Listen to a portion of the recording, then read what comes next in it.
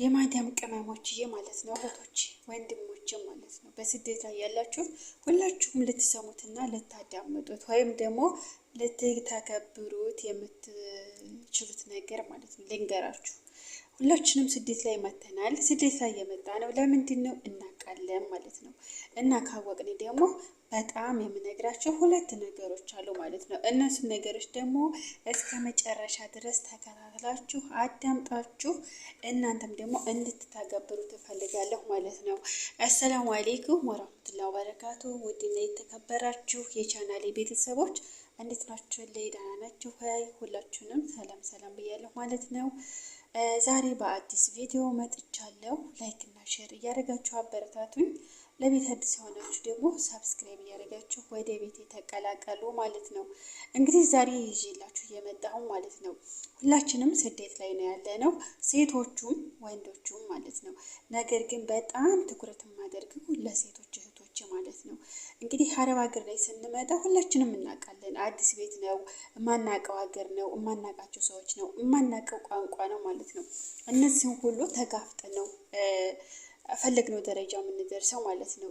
ሆኖም ግን አብዛኛዎቻችን አረብ ሀገር ላይ ስንመጣ ልክ እንደ በፊቱ አገራችን የነበረው ጸባያችን፣ አገራችን የነበረው ባህሪያችን ይዘን የምንጓዝ እህቶች አለን ማለት ነው።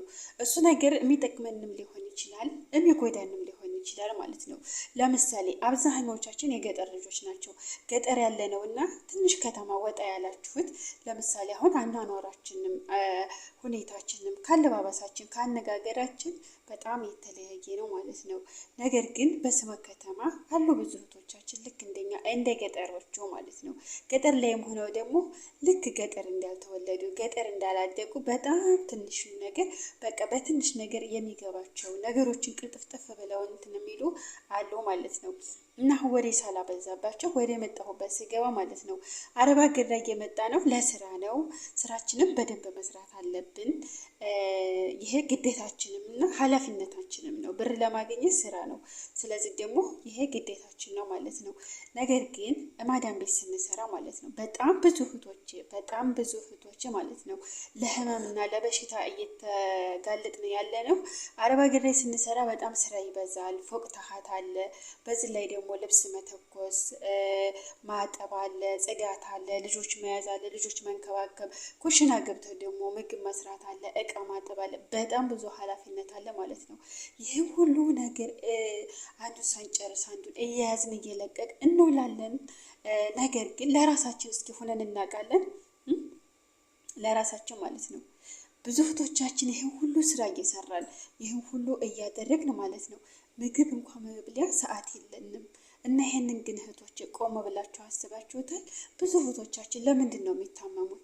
ለምንድን ነው ኩላሊት በሽተኛ የሚሆኑት? ለምንድን ነው የአንጀት በሽታ? አንጀታቸው ታጠፈ፣ አንጀታቸው እንደዚህ ሆነ፣ ኩላሊት በሽታ ታመመች የሚባለው ለምንድን ታውቃላችሁ? ለራሳችን አንሆንም። የምናስበው የምናደርገው በቃ የማዳም ስራ አለቀ አላለቀ፣ ይህን ስራ ሰራሁት አልሰራሁት፣ ይሄ ደግሞ እኛን በጣም ትልቅ ተጽዕኖ እያሳደረብን ነው። ምክንያቱም ለበሽታ እያጋለጠን ነው ማለት ነው። ይሄ ነገር ደግሞ ብስለት ሳይሆን ሞኝነት ነው። ለምን መሰላችሁ? ስራችን ግዴታችን ሆኖ እንዳለ እኛ የማዳምን ስራ ስንሰራ መብላት አለብን፣ መጠጣት አለብን። አያችሁ፣ ማረፍም አለብን። ግዴታችን ነው እንዴ። እነሱም እኮ ኃላፊነት አለብን። ቢሮ ላይ ሲያመጡ እኮ እኛን ሰዓት አላቸው። ግን ያንን ሰዓት ደግሞ ልክ እኛ ስንመጣ ዝህ በተለይ ቋንቋ የማንችል እህቶች እኛን እንደሞኝ እንደጅል ምንም አይተነው እንደማናቅ ስለሆነ ያችን ነገር የሚደብቁ ሰዎች አሉ። ደግሞ በተቃራኒው ደግሞ በጣም ደጋግ ሰዎች አሉ። ሰዓት ላይ ረፉ፣ ትንሽ ምሳ በልታችሁ ይውላሉ ማለት ነው። እና አሁን እኔ ወደ ዋናው ነጥቤ ስገባላችሁ ማለት ነው፣ አረብ ሀገር የምትሰሩ እህቶች ምግብ መብላት አለባችሁ። ለምሳሌ ጠዋት ላይ ቁርሳችሁን ሰዓት ማስተካከል አለባችሁ፣ መወሰን አለባችሁ። ምሳም ላይ እንደዛው፣ እራትም ላይ እንደዛው ማለት ነው። መብላት አለባችሁ፣ መጠጣት አለባችሁ። እናንተ ካልሰራችሁ፣ እናንተ ካልበላችሁ፣ ካልጠጣችሁ ሁሉም ነገር የሚሆን ነገር አይደለም። ከምንም በላይ ደግሞ እኛ መኖር የምንችለው እኛ የፈለግነውን ነገር የምናደርገው ስንበላ ስንጠጣ ነው አይደል? የሆነ ህመም እንኳን ቢመጣብን በልተን ጠጥተን መቋቋም እንችላለን። ግን በረሃብ ከተጎዳን አንጀታችን ከታጠፈ በፍጹም ምንም ነገር ልንቋቋም አንችልም ማለት ነው።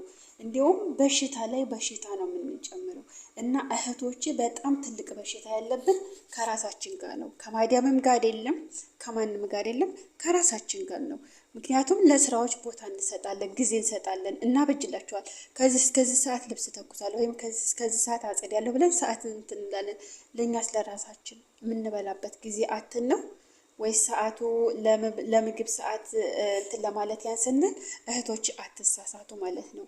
ምግብ ብሉ፣ ሰዓት አብጁ፣ ለራሳችሁ የሚሆን ሰዓት ቁርስ ብሉ። ምክንያቱም ስራ የሚበዛባችሁ እህቶች በተለይ ምግብ መብላት አለባችሁ። ውሃ ተጠቀሙ፣ ፈሳሽ ነገር ውሃ በደንብ ጠጡ ማለት ነው። በደንብ ጠጡ። እስኪ እኛ እስከ መቼ ድረስ ነው አረብ ሀገር የመጣች እህታችን እስከ መቼ ድረስ ነው ጤነኛ የምትሆነው? እዚህ ተገዝግዘን ኢትዮጵያ እንገባለን። ኢትዮጵያ ሄደን ደግሞ እጃችን ባዶ ከሆነ ምንም ነገራችን በቃ የሆነ ነገር ኑሮ እስከምትራገፍ ድረስ ወዳጃችን ይበዛል። ከዚያን ካራገፉ በኋላ ይቺ አረብ ሀገር ንቀኝ፣ ይቺ አረብ ሀገር እብድ እያሉ እኛሉ ነው የሚሰርብን። ገባችሁ? ጤነኛ መሆን አለብን። እኛ ራሳችን ዝት አልጠበቅን ደግሞ አገር ሂደን እኛ ጤነኛ አንሆንም። አገር ላይ ብዙ ተጽዕኖ አለ። የሰዎችን ባህሪ መልመድ፣ የሀገሩን ሁኔታ መልመድ፣ በጣም ብዙ ተጽዕኖ አለብን ማለት ነው። በጣም ማለት ነው። ስለዚህ ለራሳችሁ ጊዜ ስጡ፣ ምግብ ብሉ። በተለይ ምግብ የምትተው እህቶቼ ራሳችሁ እየተጎዳችሁ ነው ያላችሁት ማለት ነው። አሁን ላይ የቆጫችሁን በኋላ ያ ነገር ተደረሰባችሁ በኋላ ትቆጫላችሁ፣ ትናድዳላችሁ ማለት ነው። እና ውድ ቤተሰቦቼ ሁላችሁም ይህን ነገር አዳምጡት እስኪ። እኔስ እንዴት ነው የምሆነው? እኔስ ያለሁበት ሁኔታ እንዴት ነው? ይህንን ነገር ማሰብ አለብን። እኛ ስራ ብንሰራው፣ እኛ ጤና ካልሆነ፣ እኛ ገንዘብ ብንሰበስበው፣ እኛ ካለለን ለማን ነው እንደዚህ የምንባክነው ማለት ነው። እና ወደ ራሳችሁ ቆም ብላችሁ ሰቡ። እንሰብ ከራሴ ጀምሮ ማለት ነው። ከራሴ ጀምሮ ማሰብ አለብን። አረብ ሀገር ይሄን ያህል ሰርቼ ወይም ይሄን ያህል ገንዘብ አለኝ ወይም ይሄን ያህል ሰርቼ ይሄን ያህል እኔ ገንዘብ የለኝም። ያይኖረን ፈጣሪ የፈቀደው ነው የሚሆነው። ቅድሚያ ለራሳችን ጊዜ እንስጥ፣ ጤናችንን እንወቅ።